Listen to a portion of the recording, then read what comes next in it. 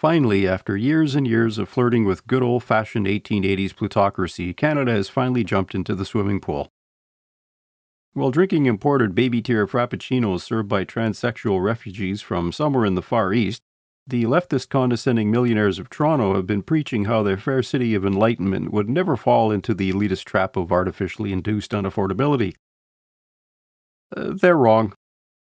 Here's a comparison of the current minimum wage in red versus how much money you would need to make in order to rent an apartment. The blue dots represent a 2-bedroom apartment, and the gray dots represent the hourly wage needed to afford a 1-bedroom apartment.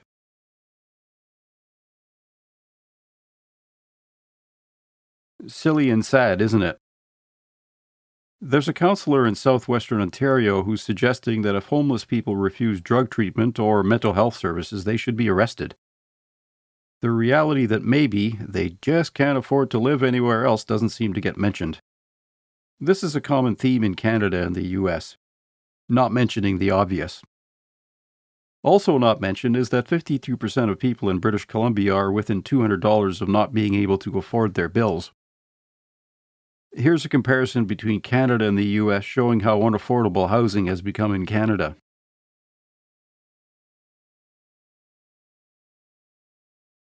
Are fewer homes being built in Canada because of a lack of lumber? Nope. Is there a lack of space to build homes? Nope. In 2020, there were 59,600 companies that owned homes in Canada.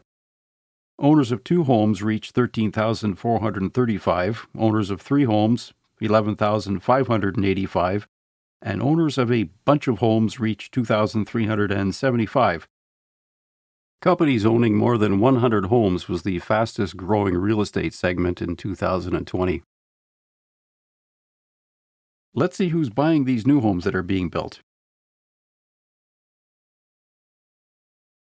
You'd think that someone somewhere on some planning committee in some office would have thought that maybe something might be odd about this and it might cause problems in the future.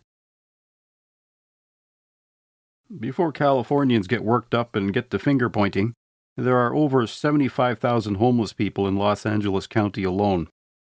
In LA, over 2/3 of their rentals are owned by investors. After the market crash of 2008, Wall Street overlords started buying up single-family homes with the money the government had given them as an award for crashing the global economy. I think that was it. This trend has oozed across the border. So, Canadians, welcome to your new corporate housing indentured servitude future. Don't bother asking for more soup. They're not going to give it to you.